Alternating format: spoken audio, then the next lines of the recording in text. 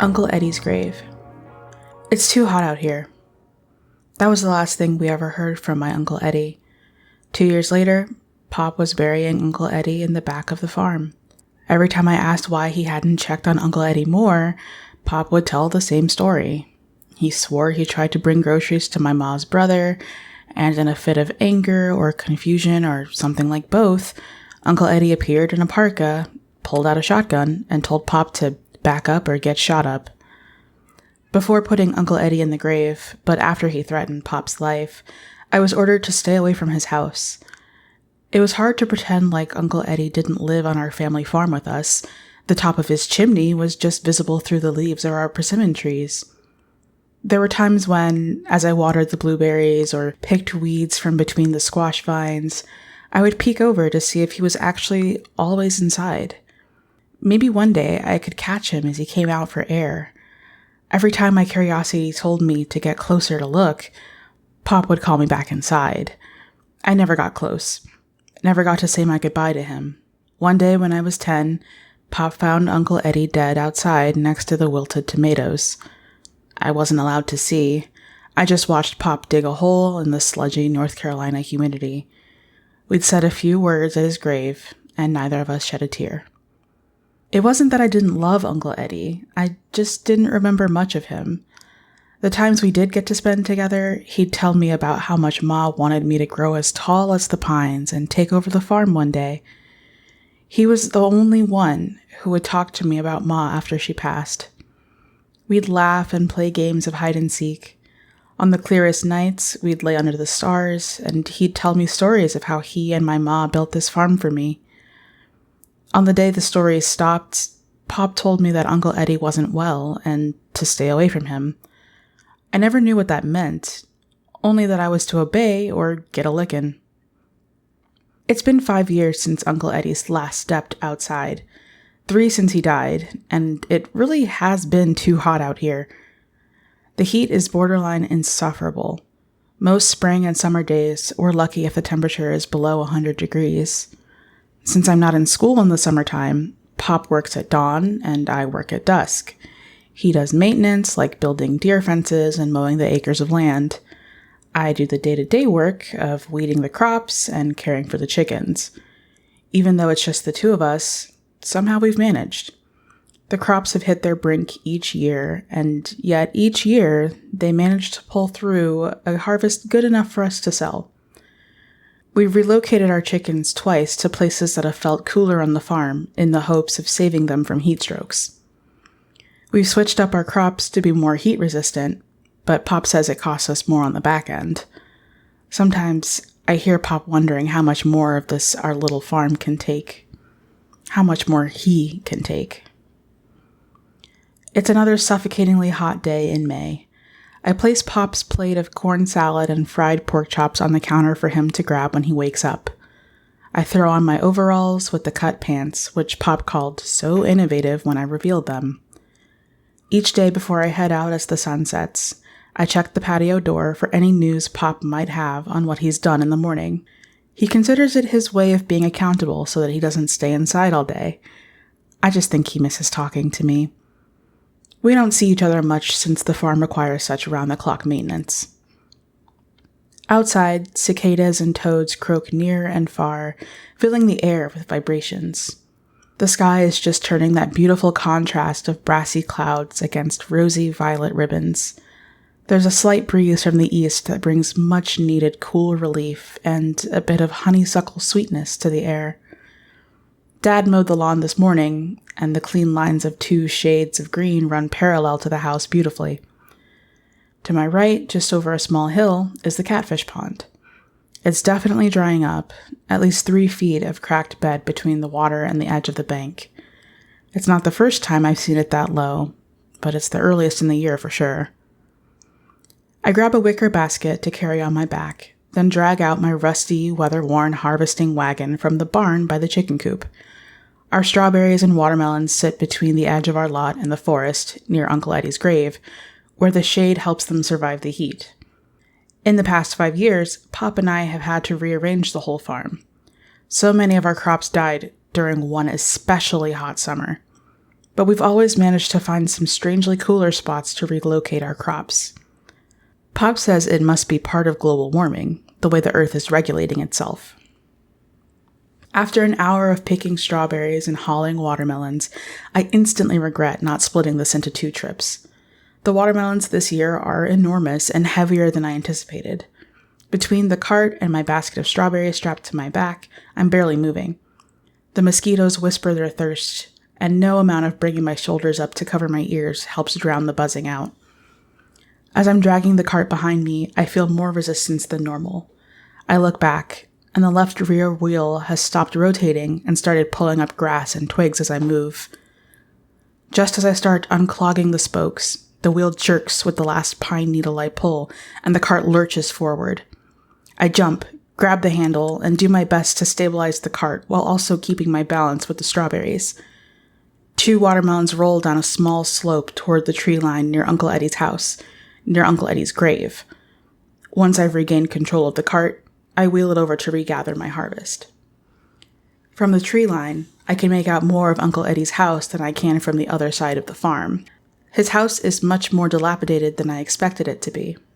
It's so covered in overgrown muscadine vines and iridescently green moss that the dark red brick underneath is barely visible anymore. There's a window facing me with plywood covering it from the inside, as most of the glass is broken. It's spooky to see his house up close again after so long. For a second, I wonder if I'll see his ghost through the cracks of the plywood. I look down at his grave, marked simply Eddie Thompson, April 11th, 1968 to June 2019. The back of my neck prickles. I hope his ghost isn't mad at me for stepping all over his grave for a stupid watermelon. I look away quickly to collect my runaway watermelons. Hobbling my watermelons one at a time back to my cart, and taking care to avoid completely trampling over Uncle Eddie's grave as his ghost spies on me. This time, I stack them a bit better so that another jolt won't knock them off balance. It's still precarious, and I can hear my cart squealing louder than normal, but it works. As I start pulling my cart back toward my home, my stomach drops. The cart handle feels even weaker than before, like it might break. And right now, that's the last thing I can afford to have happen with this little bit of sunlight left. I move to grab the edge of my cart and pull it forward that way, but just as I do, I feel the wheels give out. Shoot. I squat down to try and repair the wheels, but notice that they're not broken, they're stuck in the ground. Uncle Eddie's grave, to be exact. I lean against the tombstone, trying desperately to save them. Each time I pull the cart, they sink lower. It's then I realize that the ground beneath me is also sinking, and before I can jump away from my cart and out of the shape of his grave, the grass and dirt collapse under me. I reach to grab the edge of the hole. It crumbles as soon as I touch it. I can barely scream before I'm tumbling down. After a few minutes of coughing, I try to move. My legs and back don't feel broken, and my arms still seem to work. There's so much dirt, grass, and debris on me. Once the wave of dirt settles, I try my best to gather my surroundings using the remaining sunlight. My overalls are ripped, one of my knees is bleeding, but it doesn't feel nearly as bad as my wrists. I twirl them a couple of times, wincing as I look around. The first thing I take note of is just how far I fell. I'm at least 15 feet down from the opening of what I now realize isn't Uncle Eddie's grave. I can feel my breath getting faster, panic setting in. How long will I be stuck in this hole? Except it's not a hole, it's a tunnel. The russet light that has managed to peek into this hole has given me just enough to see a stretch of void before me. From what I can tell, it leads straight toward Uncle Eddie's house. Since it's impossible to climb up, it seems my only option is to follow the tunnel. His house has always felt untouchable, a decaying mass of memories that Pop's too busy avoiding and I'm too busy trying to understand. Where did this tunnel come from? What's on the other end of it? I instantly imagine my Uncle Eddie as a pile of bones underneath a pile of rocks from some cave-in that probably happened years ago. The longer I stare into the tunnel, the colder I feel. The light above is nearly gone, and the tunnel's darkness and the shadows of the trees above have started to touch me from all sides. I feel my pulse racing. My chest heaves. I retch, but nothing comes out. It's me. I'll be the bag of bones down here. Pop will never think to look for me here. I'll be eaten alive by worms and ants and beetles like Uncle Eddie probably was. Tears fill my eyes. I stare up as the stars through their hole become vibrant with life. With each minute that passes, my senses come alive.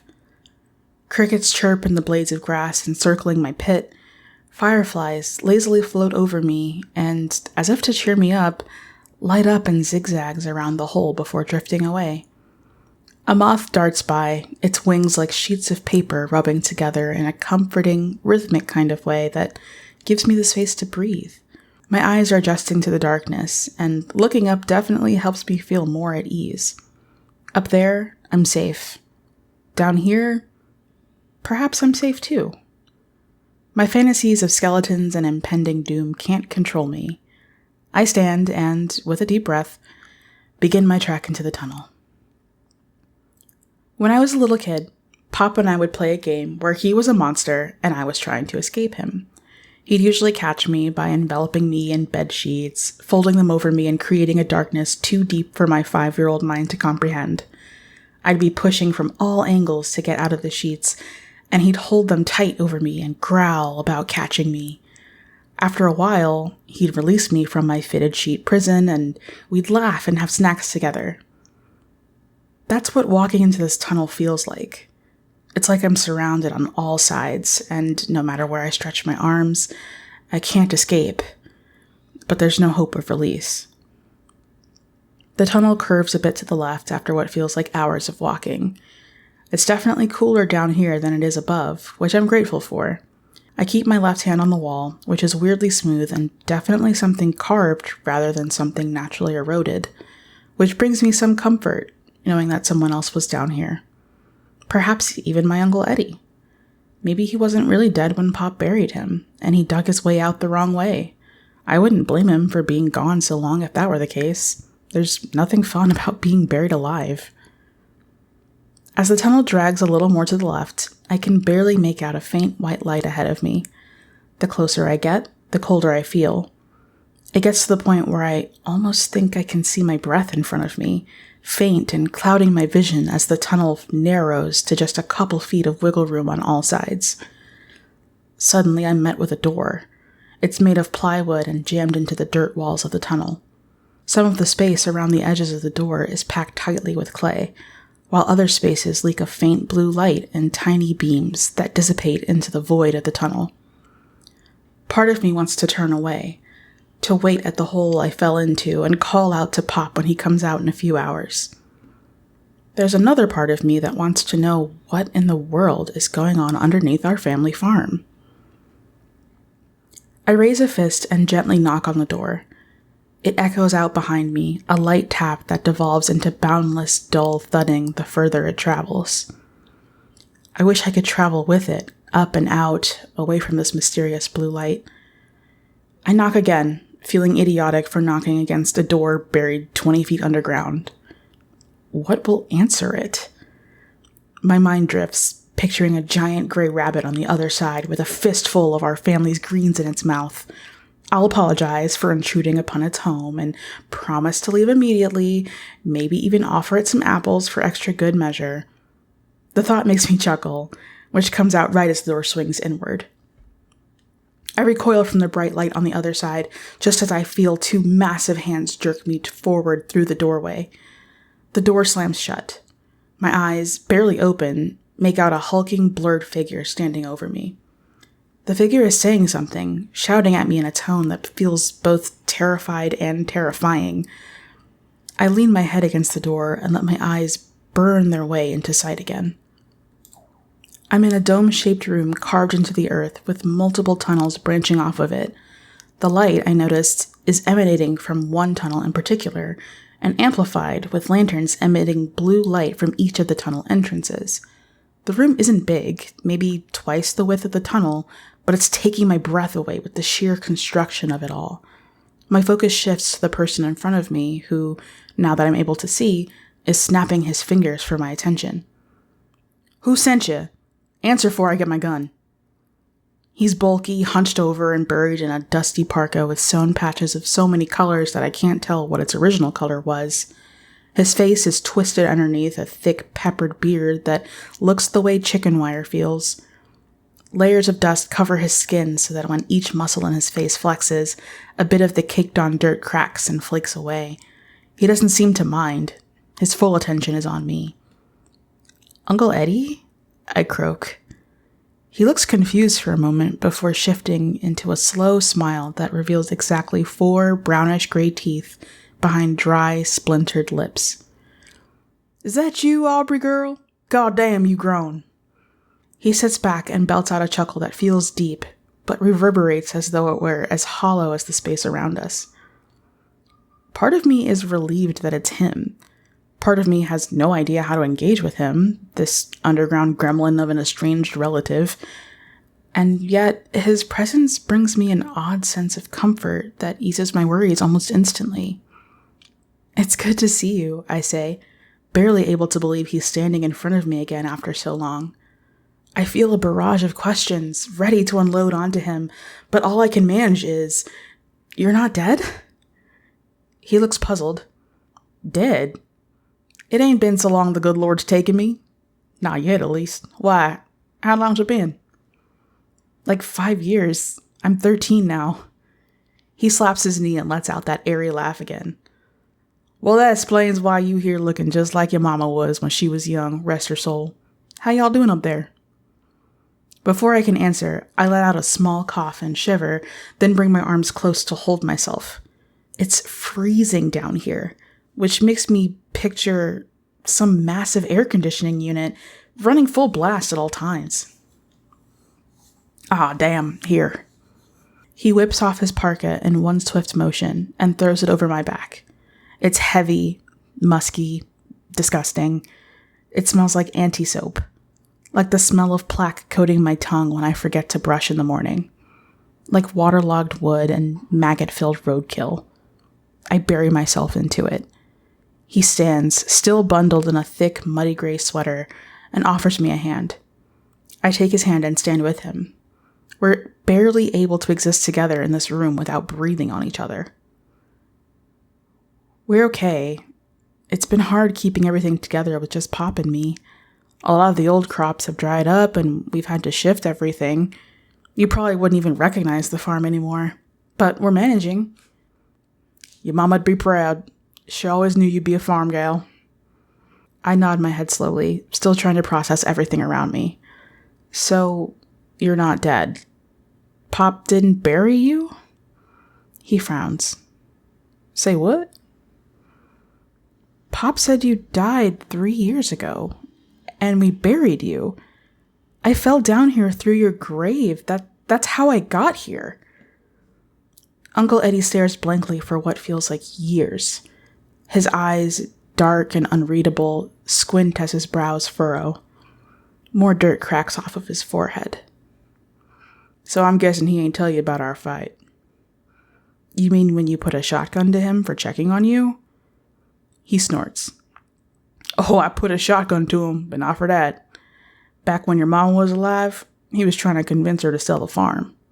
Your mama's livelihood, couldn't believe it. She and we've been working on ways to save the farm even back then. We was pissed. Damn near killed him in then for suggesting it. When the cancer took your mama, he blamed me for it. Threatened me. Told me to leave. I told him I wasn't leaving. What your mom and I was working on, still important, especially now."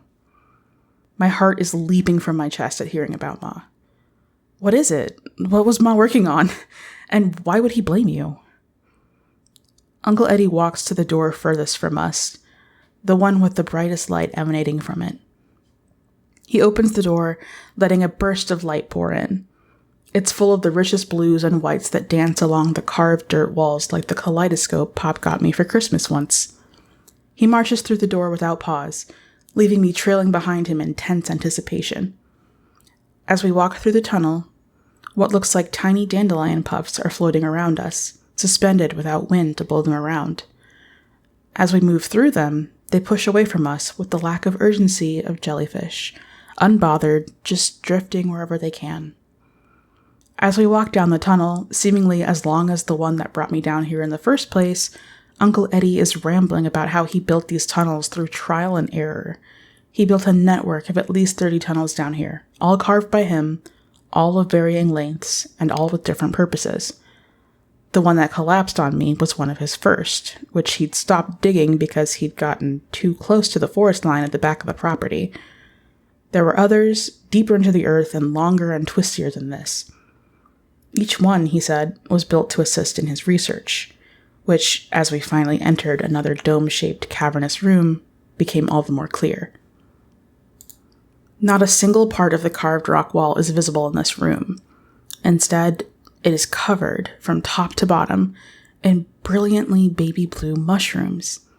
Their stalks are long and curl like squash vines into each other. Their caps are the same color of a clear winter sky when it's too cold and too dry to go outside because no amount of Carmex can protect an unsuspecting pair of lips from splitting in the wind. There are hundreds of thousands of mushrooms in this room, each giving off a glow that, though faint, collectively creates a dazzling symphony. What? I start, but catch my breath as I suck in one of the floating puffs, which I now realize is a spore.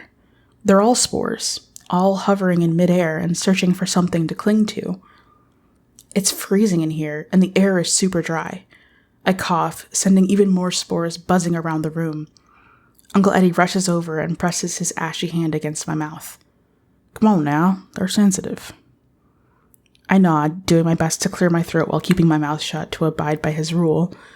Once I have my bearings, I remove his hand with his approval. Uncle Eddie, what's going on down here? I'm growing mushrooms. It's such a matter-of-fact statement that I find myself waiting for another sentence that never comes. They don't look like any I've seen in the woods or cooked with before. Uncle Eddie delicately reaches out to a cluster of entangled mushrooms just above his head. Though dry and cracked and calloused to all hell, his fingers brush against each cap as though they were fine strands of a child's hair. They make it cold. I don't quite know how to respond, so I resolve myself to watching him tend to the mushrooms in silence. He touches each one as if he knows them by name. With each cluster, he whispers something before moving to the next bunch. It feels like hours pass by the time he's done, but he looks satisfied, like he can finally untense and tell me why he's been down here cultivating mushrooms. He turns to look at me, once again showcasing those 4 unsightly teeth. They special mushrooms, Aubrey girl. Your mama and I, back in our undergrad days, we discovered these mushrooms that take in 100 times the carbon dioxide that trees do. 100! But damn, they're fragile. I'm down here trying to make them more resistant to the heat, but they're just so sensitive to it. Die the instant they get close to the surface. The spores is okay up there, but they can't cultivate in the heat. Your mama figured these babies could be the solution we've been needing for this god-awful heat. I've been working hard to make that idea a reality. It's getting bad up there, right? I knew it would. That's what I told your daddy when he came to see me. I can barely keep up. Wait, you told Pop about this? We both did, me and your mama. He called us both crazy. Then when your mama died, he said it was the mushrooms that done it. Said they poisoned her body. Hell, I almost believed him. He paused. But I'm fine. I've been down here longer and I'm fine. I knew your mama would have wanted me to keep looking into this. Her dream was to have massive mushroom fields in every city. She knew it could work. After she died, I didn't know if I could do it myself. But I know she believed in it.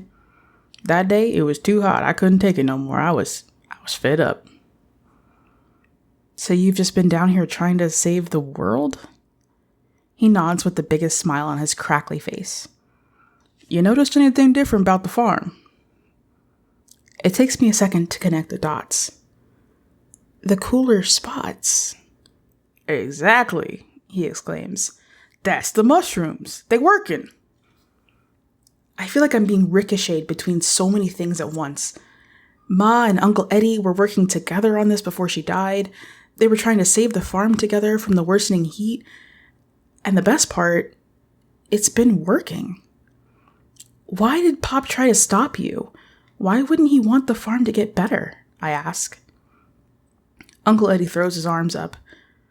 I told him it could help the farm, and what'd he do? He'd tell me, he calling the cops on me, called me crazy, so I pull my shotgun on him, and I tell him, leave me be.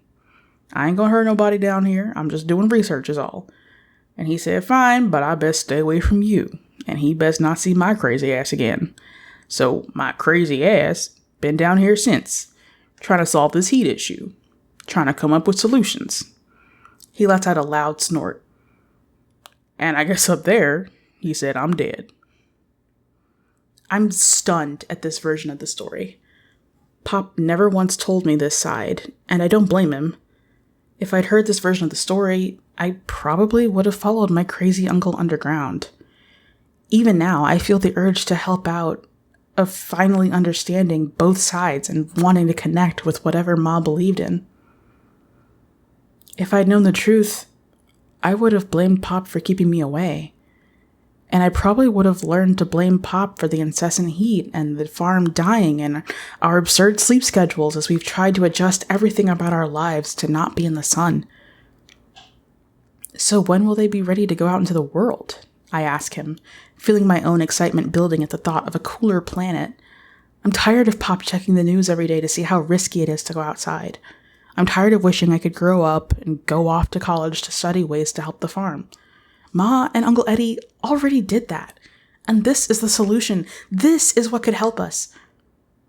Got a long time coming. These ones here, they still not ready. I've been testing them in clusters and tunnels. Some have more sun, more heat, more air. They usually die within a day from temperature shock. I can't figure out when they'll be ready. Just know it'll come one day. And when it come, best believe I'll be telling the newspapers and the governor, then the president. I'm helping save the world, Aubrey girl. Your old Uncle Eddie, he ain't no crazy fool. Perhaps it's dehydration or desperation, but I believe him. Everything I've seen so far, from falling into an old tunnel to being surrounded by spores that look suspended on puppet strings to the absolute freezing temperatures down here, it all adds up. Perhaps Pop thought it was a stretch, a useless effort to want to fix climate change with mushrooms. On paper, I'd laugh at it too, but it seems so plausible now, here in this icebox burrow surrounded by glowing blue mushrooms that emit a cold so powerful I can still feel it through my uncle's crusty parka. Maybe not yet, especially since this room is just one tiny blip of the planet, but perhaps that means there is a little hope for the world, if small and confined now to one man's delicate love of these little fungi. Ma believed in this. I didn't know much about her. I didn't know her morals or what she really wanted from me growing up. I only ever knew what Pop told me, and now it all feels like a lie. If I could talk to Ma, she'd say what Uncle Eddie's saying, what Uncle Eddie was trying to tell Pa. And if I were listening to her, I'd believe her. I want to help you, Uncle Eddie. Pop probably won't be too happy about that, but I've been grown long enough to make my own decisions at this point. He's beaming. God damn, really? That warms my heart truly. I tell you what, I'll take you back up so you can get some rest. Then when you got time, come back through the house tomorrow and I'll show you how to help me grow these glowy guys. I smile back. It's a deal. Uncle Eddie moves to hug me, but decides to put his hand out for a shake instead. I take his hand firmly in our newfound partnership. After Uncle Eddie closes up the room, he directs me back into the initial room I entered from the old tunnel. He guides me to what looks like the most traversed tunnel. It's lined with strings of chicken wire, with jars that contain long-dead fireflies, probably from his first attempts at getting light down here. We follow this tunnel for a while, him exclaiming about all the ways he's tried to build up the mushroom's heat tolerance, me taking off his parka and realizing that there are several spores stuck in my afro puff. It'll probably take forever to get them out. After some time, we come to a hardened clay staircase lined with stones. We climb the short set of stairs and come to a slab of concrete above us. Uncle Eddie hefts the slab up and slides it away from what becomes our exit. As we emerge from the opening, delicate rays of sunrise peek into the chaos that is Uncle Eddie's kitchen. The black and white tile has been completely destroyed, shattered in multiple places and brushed aside to make room for the massive hole we're coming from. His refrigerator is empty and open and reeks of something dead and something dying. The stove is stacked with rubble and stone, the giant ceramic sink is split in two on the ground, and the exposed pipes have long since rusted over. It's terrifying to see how he destroyed his home, to see shattered glass and boarded up windows to keep as much light and excess heat out as possible. He's placed his whole faith into these mushrooms, even if it means that he can't live normally anymore. But perhaps this was a sign that normal couldn't happen, that it eventually would be buried just as the rest of his life has been for the sake of trying to fix the world, one small fungus at a time. Uncle Eddie traipses through the debris and rubble around the opening to his underground greenhouse as though it isn't there. I stumble behind him. It's hard to avoid getting shards of stone jammed into my knees or avoid the foggy, suffocating air from lack of circulation. The only modern thing I can see in this room is his shotgun propped against the unused dresser by the door. As Uncle Eddie pries and opens the front door, a burst of reds, blues, and oranges flood my senses. Except they're not the sunrise, which now is coming into full effect along the tree line towards the front of our property. Rather, as I lower my hand from the blinding light, I realize that there are 2 police cars sitting just outside our house down the hill. Pop is talking so loudly I can almost make out what he's saying. The 2 officers are diligently taking notes. "Pop!" I shout, walking towards him. His head jerks up to look at me. He comes running in an instant, pulling me into the tightest hug I've ever gotten from him. "Aubrey, where you been, baby? Where you been?" He's wailing, sinking to his knees and holding my hands in his. "I thought I lost you. I thought something happened when you wasn't home when I got up. I thought some bear got you. I had the cops taking your description." I wrap my arms around Pop's neck. "I'm okay. I'm right here. I was with Uncle Eddie." At this, he stiffens. He pulls away to look at me in the face, his tears suddenly gone. He stands and raises his eyes towards Uncle Eddie's house, where Uncle Eddie is now standing in his front doorway. "What?" Pop whispers. I can sense something brewing in him that I don't like. "It's okay, Pop. Uncle Eddie showed me the mushrooms, and I want to—" "I told you to stay away from her," Pop shouts. I look to Uncle Eddie, who doesn't answer him. Instead, he turns to go back inside.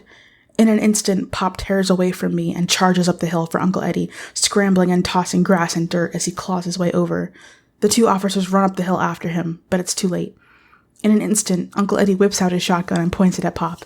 The 2 cops and Pop freeze. The cops whip out their guns and shout at my uncle. Uncle Eddie doesn't lower his shotgun, but I can see his eyes glance between Pop, the cops, and me. They linger on me, the longest, pleading, begging, for what I can't be sure. Before I can say anything, he tosses the shotgun to the ground and bolts inside. The 2 officers chase after him immediately. I race after them, ignoring Pop's calls to come back. "Wait!" I call to the officers. "Please don't hurt him!" By the time I get to the tunnel entrance, my throat can't form cries or pleas for mercy on my uncle. I can only watch in horror as Uncle Eddie is dragged out of the tunnel and back outside in cuffs. He's limp and looks beaten, though not physically. "Please, it's the mushrooms," I choke out. "They're good. They can help us solve climate change. He's not crazy. Please, listen to me." The cops barely give me a second glance. I find myself reaching for him, reaching for the cops, reaching for anyone to listen and understand that they can't take him away. He didn't mean it. He was protecting the mushrooms. He was protecting himself. He was protecting us all. One of the officers goes to my father, asks if he's okay, then comes and asks me the same. I can't respond. My eyes are fixed on my uncle, a trail of bright white spores floating behind him, as the other officer stuffs him into the back of their police car. I can't hear the officer asking if I'm injured. I can't hear Pop asking me if I'm okay, cursing and worrying about my safety. I can't hear one of the cops calling to the other to get a unit out to investigate what could be a massive drug operation being kept underground in some strange tunnels. I can't hear them telling Pop and I to stay back so we don't breathe in the toxic spores. All I can do is maintain eye contact with Uncle Eddie as he stares at me from the back seat of the police car. His crusty face, his peppered, wiry beard, his pitch-black eyes. I've memorized it all. He puts his forehead to the window glass, shadowing the rest of his face as he starts to shake. I find myself reaching out to him with one hand, wanting to tell him I'm proud of how hard he tried, wanting to touch my fingers delicately to the cap of his head and whisper reassuringly, "We'll figure this out." I feel my throat choke up, but I force the tears back. This won't be the end. I'll do what I can to figure it out. My hand falls to my overall pocket and grazes against something soft as kitten fur. I feel my heart leap into my throat, knowing instantly that it's a spore, maybe more than one, clinging to my pocket fibers. I take my hand out of my pocket and press my hand against it to keep any light away. My swollen eyes unleash a steady stream of tears as I accept my mission. "I'll figure this out," I say aloud as I watch Uncle Eddie get driven away. You've just listened to Uncle Eddie's Grave by Jendayi Brooks-Flemister. This story was read to you by the author. Jendayi Brooks-Flemister is a queer, black, Afro-speculative fiction writer and a graduate from North Carolina State University's MFA program. Their work has appeared in Lightspeed, Asimov's, Faya, Constellation, and more. While they work in people operations for their current career, they're also busy writing their debut novel and squeaking out short stories on the side. They currently reside in Portland, Oregon, where they've been engrossed in foraging, gaming, and finding the best coffee in town. To find out more about Many Worlds, check us out at manyworldsforum.com. Thank you for listening to Many Worlds.